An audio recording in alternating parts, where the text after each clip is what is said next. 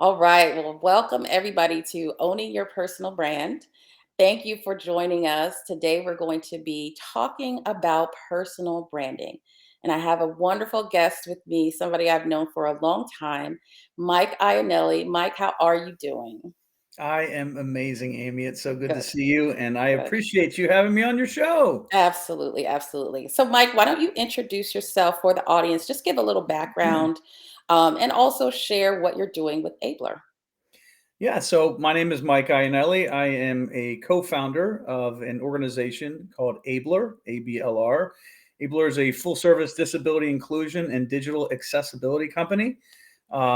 Currently, 70% of our organization has a type of disability, and we leverage an incredible group of folks to ensure that all people, regardless of ability, have access to digital content and are included in.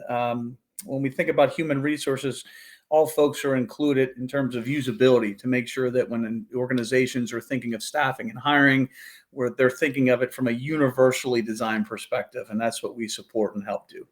Well, that's wonderful. And we're excited for the Creative Allies side to be one of your partners and looking forward to just continuing to do more work with Abler. As we work with lots of marketing clients, that accessibility piece is really needs to be a must have, not optional, I think, as Mhm. most people think about it. And so looking forward to working with you to make that happen.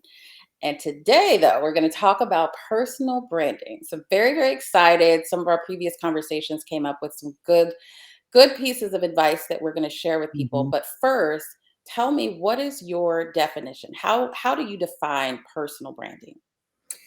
So that's a great question. And I think we'll get into a little bit more about that. But traditionally, um, I never really thought of having a personal brand, and and Hmm. and I think historically it's been professional versus personal, and I think those lines are sort of blurring today. And so when I guess today my definition of a personal brand is sort of how you're perceived, and how folks and people think of you as an individual, not necessarily as an individual working for a company, but who you are as a person, and how you're represented in the environment that we call life today. And that's sort of the way I think of a personal brand today. Good, absolutely. And I think, what you said before, mostly people would think about their professional side and their company's brand and not really think about how much that personal impacts. I think for me, when I first started running Creative Allies in 2018, I'm a behind the scenes person. I don't really like to be out front. And I just thought because it was an established company, people would see that we're good at what we do and then they would want to work with us. And what you find out is that people are much more interested in who you are as the leader, and they want to trust you. They want to know a little bit about you before they move on to trusting your brand. And that's why personal branding is so important, because a lot of executives, a lot of CEOs don't recognize that connection and that the two really go together. So to me, personal branding is it's so critical to being successful as a leader and as an entrepreneur. So I'm very excited to have this discussion with you today. One of the things I want to first talk about is accountability. It's something we had chatted about before. How do you think accountability is tied to your personal brand? Well, in today's environment, it's very different, right? I mean, back in the Yeah. day, and you talked about hiding out a little bit. Yeah. I'm typically, historically, I've been the opposite. I'm sort of the one that's out there calling a lot of attention, some good, some not so good historically. But my current position with Abler, it's been an absolute honor to kind of be behind the scenes. My partner, John Samuel, I always joke with him. I'd say he's a micro influencer, and he is. And he has an incredible following of folks, but he really is sort of the when you look at a brand, that when we think of Abler, John is sort of the advocate for the brand, right? He's a visual representation of our organization. And so I've had the blessing of actually not having to be out in the forefront, but really behind the scenes. And I've really enjoyed that. But when you and I spoke before, in today's environment, everyone kind of has a brand. And even our children, the representation of each individual, whether it's an avatar or whatever online, is a representation of that individual. And Mhm. so, when I go back to my old days of growing up in this industry, it was sort of who you were exposed to, the content that you chose, the car you drove, your personal hobbies. That was sort of what made you sort of your brand. But that wasn't really a public thing. And now in today's Mhm. environment with podcasts, with social media, and the access that we have to people, you can connect and get to really know individuals and kind of what you just mentioned. You get to know them before you make a decision. And so Mhm. the entire ecosystem of media and communication and all that is so drastically different, or just changed so drastically, that in today's environment, you kind of are, whether you want a brand or not, you kind of are. And you have to make sure Absolutely. that you protect that. And when you talk about accountability, it's it's a tricky little space today, because what you say, how you say it, where you say it, who you say it to, what is your intention, all those things matter. And it is a little bit of a risky proposition today, especially for some of the older folks like me. Um, I'm used to just being able to say what I want to say, and not worry so much. But the accountability part about being present, Mhm. I wouldn't say exposed as much as given the Kind of opportunity. vulnerable with Vulnerable, it. yeah, it's a Mhm. vulnerable place, because I th- I think what you say and how you say it and who you are, you have to be accountable for what you say, right? Mhm. Clearly, but I think the line of understanding is a little different, right? Because in Mhm. the past, you might be able to have a conversation and say something, and maybe you slip, like we talked last time. Sometimes I Mhm. always slip and say something silly. It's just I do. But in today's environment, there's no room for mistakes. I think we called it, what is everybody calling it, the The cancel culture. cancel Yeah. culture. Yeah. Yeah, there's a fear. I mean, I think the accountability piece is, you always say to your children, or as you're growing up, you have a reputation. Our family Mhm. has a reputation. When you go out in the world, you need to keep that in mind, and what Yeah. you say, and Mhm. and what you say and how you treat people matter, right? But in today's environment, it's all electronic, and it's all social, and it's all shared in an instantaneous moment, and it can be misconstrued, it can be edited, it can be changed for any benefit, to benefit anyone else. And so you Yeah. have to be very critical in your thinking to ensure that whatever you do say is in line with who you are as a person, who you want your family to, how your family to be represented, and your organization to be represented. So for someone like me, it's a little bit more difficult, coming from, I've had to learn a lot the hard way on how Mhm. to think before speaking, Mhm. because, as you know, I'm a very emotional guy, which I'm working on changing very quickly.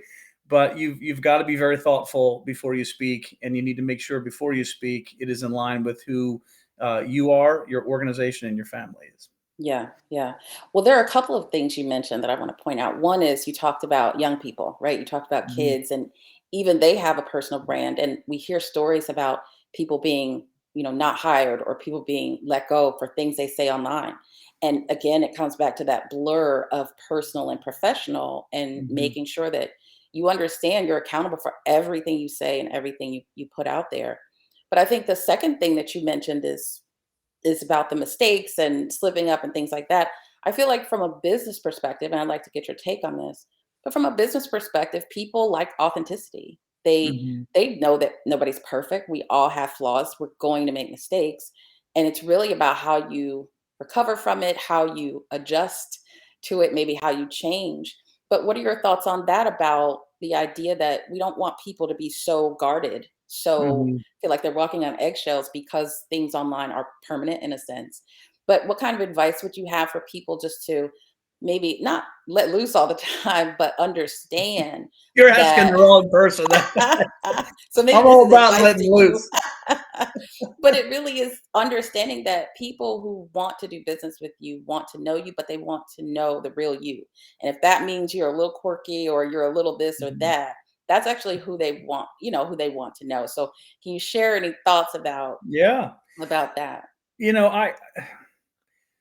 I've always thought that intention matters. Mhm. It really matters. But at the same time, you still have to be thoughtful of your audience, Mhm. and who you're saying it to. But to me, I think there are good people that have good intentions, and then there are some individuals that may not have good intentions. And I think if you when you know someone, at least give someone an opportunity, like to get to know someone, because it's Mhm. hard. Like if you and I just met and you're like, hey, come on the show. And I'm like, hey, I Mhm. don't know you. And it's like, I could say something and you could be like, God, that guy's kind of a jerk, you know? But I think to me is what I'm learning is when you connect with someone, really trying to get to know them, like as a Mhm. person. I've always really enjoyed working because of the people that I meet. Mhm. And when I was in my younger days, I was criticized because I was told my relationships with my clients were too personal. Mhm. And I actually adamantly disagree with that. And my position on it is, life is short. And Mhm. as I get older and I watch my kids get older, you start to realize that, and you realize that what we're doing, we spend 10 hours, 12 hours, 14 hours a day Mhm. doing this. I'm going to enjoy it. Like I want to get to know the people that I work with, and I want to get to know what makes them tick and who their family is and what do they do on the weekends. And it's not because I'm doing that because I want I'm trying to like create some sort of faux relationship. Mhm. It's because I legitimately care about people. And I think Mhm.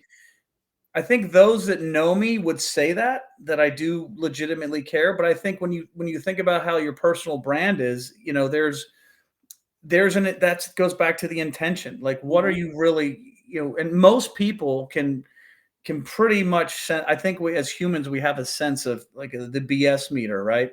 Mhm. But I think intention is everything. I mean, if I think it's okay to make mistakes, it's okay to admit that you're wrong. I in what I'm doing today with Abler, it's a disability inclusion company. I spent 25 years in e-commerce, digital advertising, running advertising agencies, and I get on the phone and I speak with some amazing people that are so far more intelligent, more gifted, more talented, and have way more industry knowledge than I may ever have. But I'm open minded to Mhm. recognizing that, and I think they realize my intentions are good and that I want to be smarter and learn, and I think they respect that. And so I think it really does come back to what your intention is, and I think Mhm. that goes back to everything we do in life. Right. Is it a positive intention, or is there some sort of ulterior motive? And I think for the most part, at least in business, people can understand if there's an ulterior motive, which is unfortunate. Yeah. Another thing I think is important, intention, I think is great. It's a great point and something to consider, especially when you're making quick judgments about people, right? It's like, what Mhm. were they trying to do, or what were their intentions? So I think that's really important. The second thing is value to me. That is also important. Like, what value are you bringing to other people? And to me, that's a really important part of Absolutely. your personal brand. So I'll ask you as we talk about, the personal brand that you don't think you have. what kind of value what kind of value do you bring to your clients and your peers and partners? Yeah, I guess the I hope that individuals that I work with really get a sense that I really do care about the outcome. Um, when I think about what I do today, as a chief revenue officer, as a co-founder, there's a sales sort of aspect to what we Mhm. do. And for the longest time, I always felt like that was not a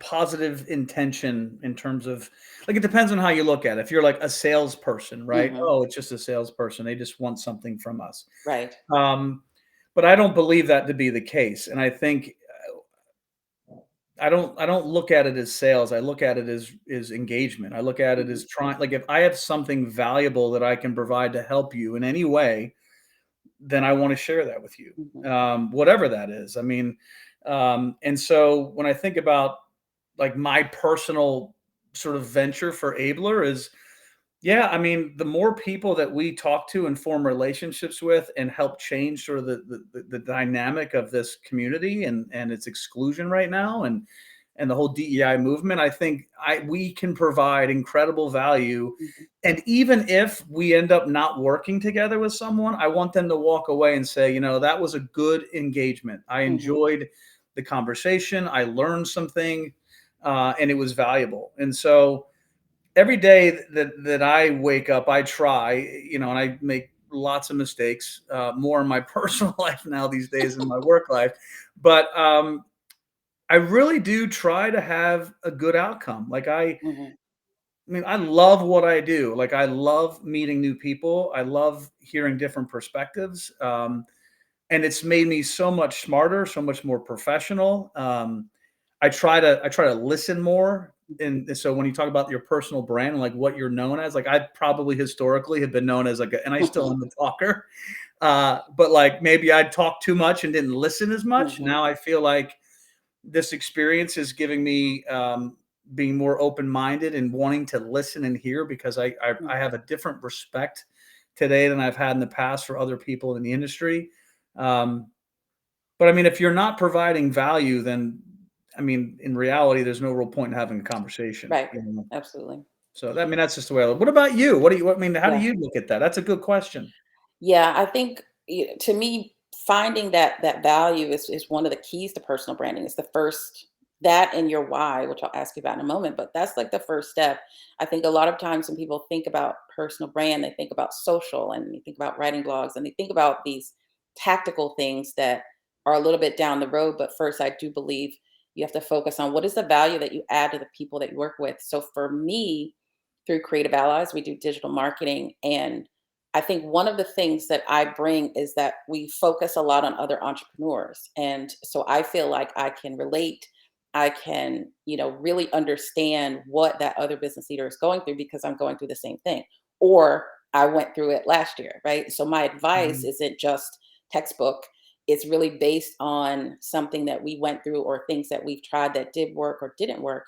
And I think there is huge value in that, in feeling like you're working with a peer versus you're working with a vendor and Mhm. developing that Mhm. relationship that's more like a peer relationship, more like a partnership versus a company just hiring a vendor to do something. And I've found that that's more something that I've seen over the past few years that clients are telling us versus me, just defining it. But I think that's really something that sets me apart, sets my company apart, is people feel comfortable that we're peers at this and we're working and we might be at a different level, but we're still working towards those same kind of business goals that I can help with. Yeah, I think over there's an ego that comes along with professionalism and it's like let's climb the ladder and I'm better than you Mm-hmm. and I make more than you and Mm-hmm. I'm more powerful than you and my podcast is, and it's like to me, I just I don't know if I care like that anymore. Mm-hmm. I think what matters to me, professionally speaking, is really good relationships with Mm-hmm. people. I mean, I love that I still talk to clients that I worked with 15, 20 Mm-hmm. years ago. I love that, I know my clients' children's names and what they do for fun. Like Mm-hmm. because again, work is work Right. and career is career. But I think now it's all one. It's your entire experience. And so Yeah. when you're out on the street or when you're, I mean, I'll tell you the funny. Kind of told you that funny story last week about the Johnny Depp trial. Boy, that was a terrifying thing to admit that I went to. But uh, you're out and about in a public setting, Yeah. and there are some unique individuals, and you've got to be really careful on how you're perceived Right. and what you say and how you say it. And there's no longer really a separation of work and personal life. If Yeah. I'm on Facebook and I'm out there, being inappropriate and saying things I shouldn't say, and then I come to work on LinkedIn and I'm a different person Right. on LinkedIn than I am Right. on Facebook. That's kind of the purpose. I think what I would, the perfect scenario is you're just in the You're just evolution of tech, yourself. you're Like you're just a just you. human. Yeah. You're the Yeah. same human everywhere you go, right? Yep. And um, I think that's what I think it's probably the thing I'm learning the most is that, Mm. when you think about your personal brand, it's not just how you're viewed at work, it's how you're viewed Yeah, everywhere right. in every relationship. And, Yeah. people think personal brand, they think, well, Iannelli has a brand. No, I don't really have a brand, but I represent a brand. Mhm. And it's important that as individuals and people that we are just, I guess I keep saying as I get older, and I keep thinking maybe I'm going through some midlife crisis. I obviously got the hairdo going, midlife crisis hairdo going today. Uh, li- Life is short. Put out good intentions, put Mhm. out good energy. I mean, I'm learning this about this energy thing for the first time in Mhm. my life, and you always hear like, "Oh, what you put out, you get Yeah, you back." get that. Yeah. And it's so true. Like if you if you're to me, it goes back to intentions. If your Mhm. intentions are good, and you try to do good, you're gonna hit some hiccups and some speed bumps along the way. But Mm. the real you will always come out if your intentions are good and you're Yeah. putting out good in the universe. I think that will always come back to you. And I think Yeah. that to me is the most important thing. Yeah. Yeah, and one point I want to make to what you said, that's interesting is because people are not staying with companies, for their whole career anymore. It is important to understand that your brand is a reflection of your company, but then if you change jobs, you're not changing who you are, right? So your brand stays Right. with you throughout the 5 or 6 companies you may work for in your career. And that's another reason why it's important to define it and develop it, because you don't want your brand to be tied only with one organization if you're not going to be there, for the rest of your career. So I think the other thing you said, one of the other things you said is that blend or blurriness between personal and professional. And I think social media has a lot to do with it. But like Hmm. you said, there's, Facebook maybe for personal, LinkedIn for professional, but it's still online. And so someone can still go search for your name and something is going to come up. So you have to be careful about, just because you post it in different places and you think, well, this is my personal page, whatever, it doesn't matter. Anybody can go look at any time as they're investigating your company, maybe looking to work with you, and they find something Hmm. ridiculous or crazy that you put out there. Right. That's So it right. is about, back to the intention, the accountability, all of that. I think plays a part. Um, I want to ask you, the other thing that is important to me in helping people develop their brands is that why, so why do you do what you do? You said you're really enjoying working with the team at Abler. Why do you feel like this was the right, move for you, the right thing that you should be doing at this time? That's a good question. I say divine intervention. I Mm. really do. I know the 50 million people that are tuning in today to watch this are going to be shocked, but I do. I believe that. I mean, Mm. I'm a very different person than I was a few years ago, Mhm. and you know, t- it was a calling for now. Mm. And I pray every day that, and I believe every day that what we're doing is going to continue and make great strides. And I think Mm. it's necessary and it's meaningful and it's fulfilling. Um, but to me, it was God. Mm. And that may not be a great answer today because who knows what things are today with people with that. But to me, I was at a really really low point in my life, and I was asked to meet someone, and that someone is now my business partner, John Mm. Samuel, and I've always felt, I've always felt that there's something that I have a greater purpose, and I think Mm. we all do. I mean, Mhm. this is no surprise, but I don't think everybody actually believes it in a way that they can manifest it, if Mhm. you know what I mean. And so, I guess to me, I feel like I have a great amount of talent in a lot of different ways, but at the end of the day, I feel like my purpose, and I believe this. I hope I look back in 10 years now and say, "Wow." But I do believe that the way my personality and the fact that I'm outspoken and the fact that am very, I don't know if passionate is a good word anymore. I don't think it is, but very caring about a specific cause or a community or a group, that I can help raise awareness around Mhm. something that matters, something that is meaningful, and not just how much more money can I generate an organization in Mhm. sales, which I love to do, by the way. But when you go home and it's like, you know, did I do something today that Right. matters? Am I helping make the world a better place to some degree? Yeah. And when Mhm. I met John, we've had some, it was an instant connection. It was an instant feeling. And I felt, wow, this is an opportunity for the first time in my life that I have that I can kind of drive what this looks like. And, I can kind of be me and not and but the new me, Mhm. the reserved sort of me. Mhm. But at the end of the day, I feel so blessed. I love my team. I just, Good. they're like family to me. And people always say, don't blend, don't blend. I don't, I disagree with that. I really do. And I know people will say whatever they want to say, but you spend more time with the people you work with Mhm. than your husband, wife, kids, family. Mhm. Why does it have to be such a line? Why does it always have to be? I go to work, I come home, and Mhm. it's just a different experience. And I think especially in today in America, it's like, you're born into an ecosystem basically, and what do you want to do when you grow up? Well, basically, what are you going to do to keep the wheels turning in the capitalist society, right? And Mm. so instead of growing up and saying, well, what moves you, what motivates you, what are you passionate Right. about, like what can you Yeah. do better, we kind of force people into this system and say, go to school, Mm. learn the same way everybody else learns, get out, get a mediocre job because you can't find what you want to do, pay back 300,000 in school loans for the next 20 years of your life, and then just churn. Mhm. All right. And then most people feel awful. Mhm.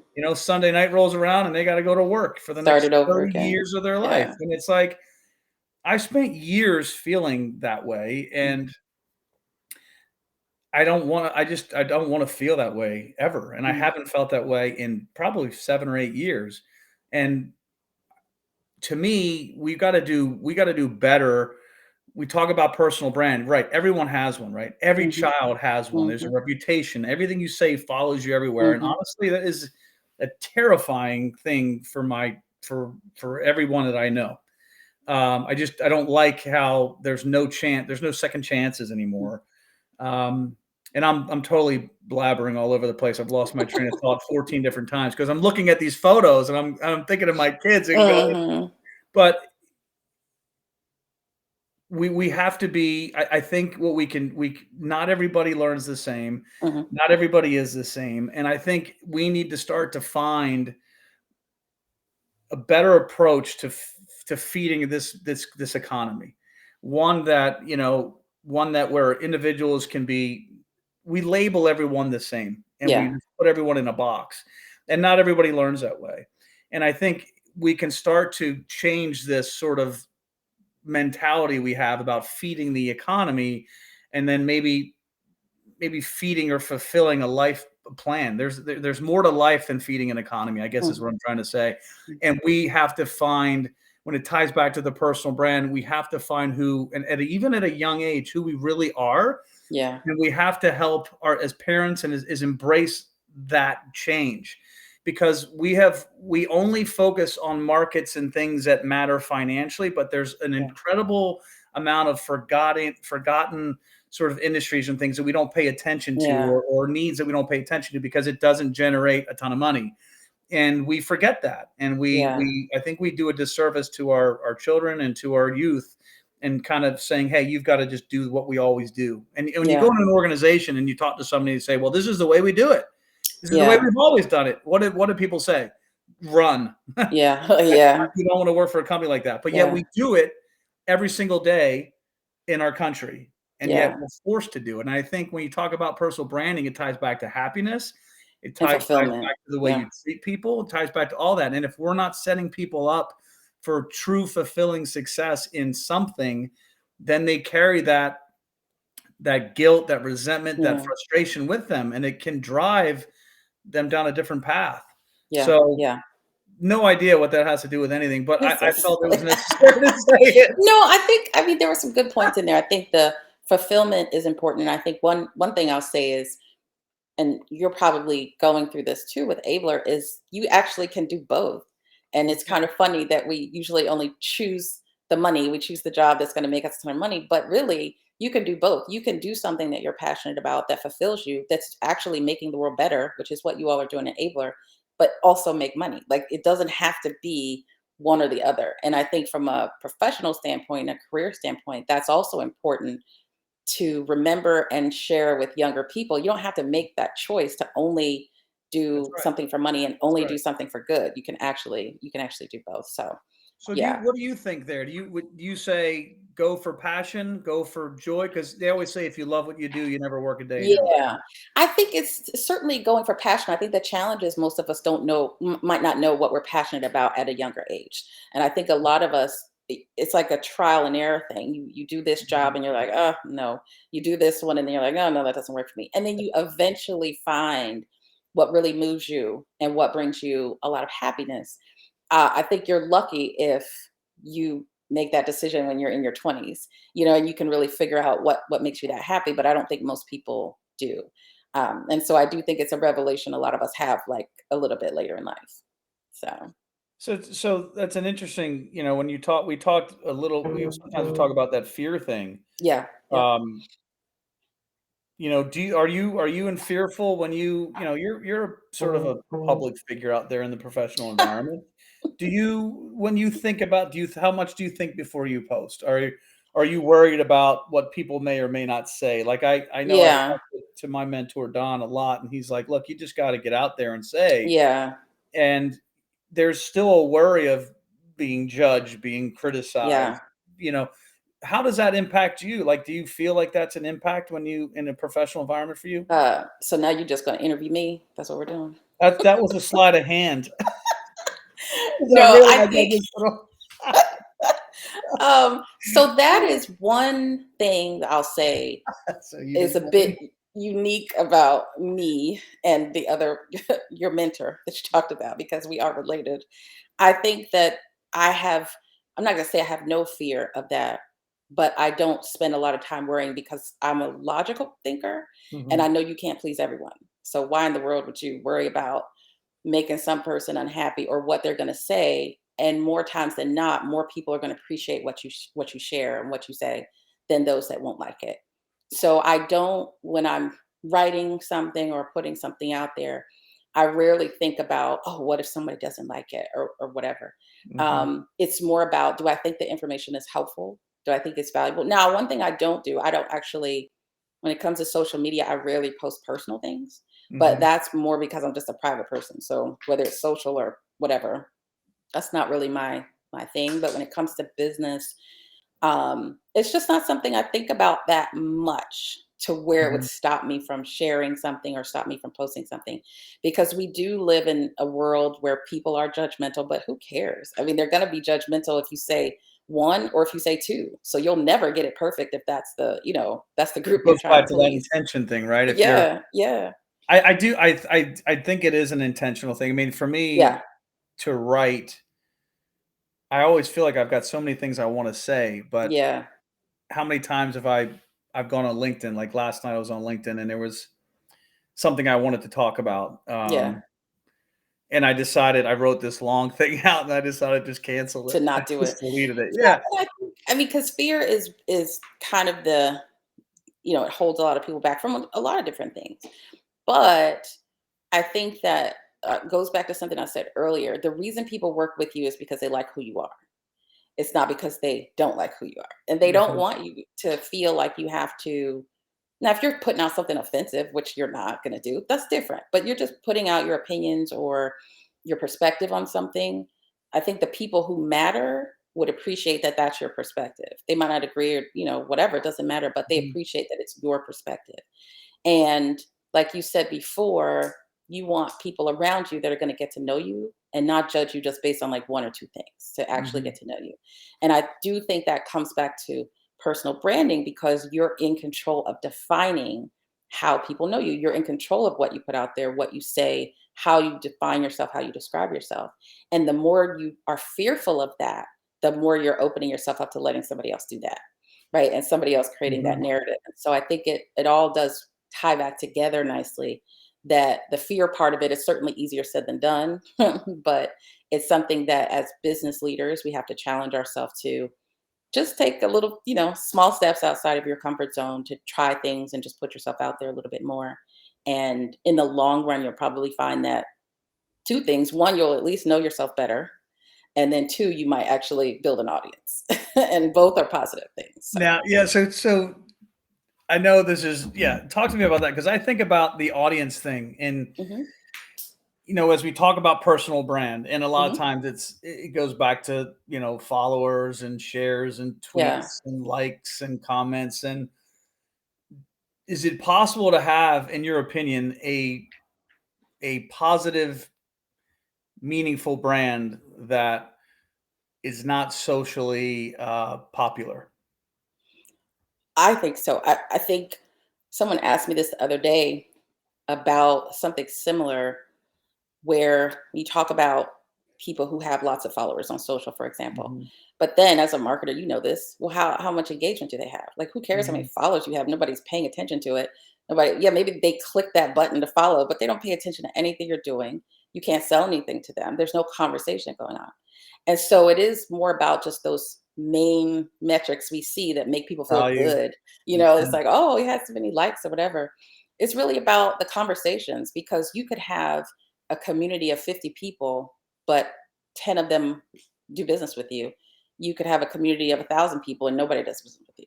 And so it's like, which one would you want, right? Do you want to be popular or do you want to run your business and be successful? And I So the think that's what it personal comes down to. brand thing is really how you view it as well as, so it's an Yeah. internal view Yeah. and an external view. That's right. Yeah. Yeah. Well, Mike, I'm going to wrap this up of me You interviewing can't you wrap and it you up. It's only interviewing been me. 30. We're gonna talk all day. This is gonna be a long, long conversation.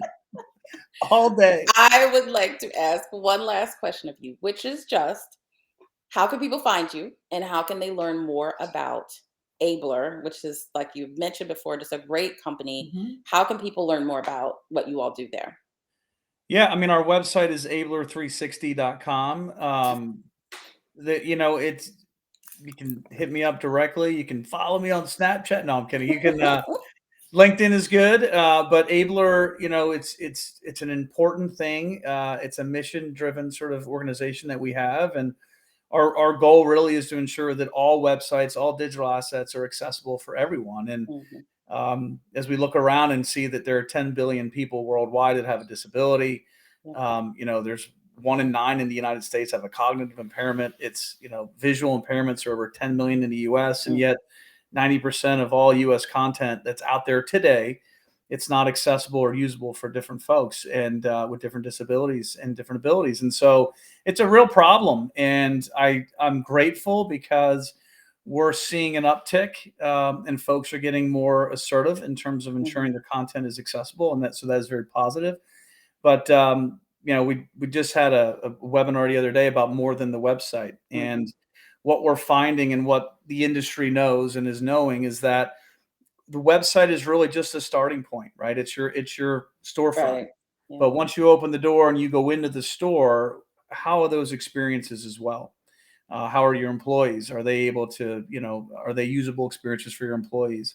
Are your product and shopping experiences, et cetera? And so it's a great organization. We have a great company, and yeah, we love to, happy to give free assessments and give you some free guidance to help you get started. But yeah, abler360.com. And Amie, I know I love talking with you. You have inspired me to start, and I'm gonna have you on my podcast, my personal brand. But no, Good. it's Good. grateful. I Good. love what you're doing. I think Creative Allies is a great, remarkable company, and I'm super proud of you and all your accomplishments. And I'm and Appreciate I'm that. beyond grateful for being on today. Thank you. Well, it's been wonderful to have you. And again, it's abler360.com. Check that out. Um, I think to close out a couple of points that we talked about today. Number one is you have a personal brand. So whether you want one, whether you don't think you do, you have one. And put some time and effort into developing it and growing it. And my personal opinion is you start with your why. You start with what value you bring, and then you focus on some of those tactical things of how you get that brand out there. Mhm. I think what Mike brought up about intention is so important. We talked about accountability and how important that is as well. But the bottom line for today is don't let fear stop you from focusing on your own personal brand and the success that you can attain if you do focus on it and really own it. And so I thank you, Mike, for being here and for having this conversation. And thank you for everyone who listened to us today. And have a wonderful day. Thank you again. Bye. Thanks, Amy.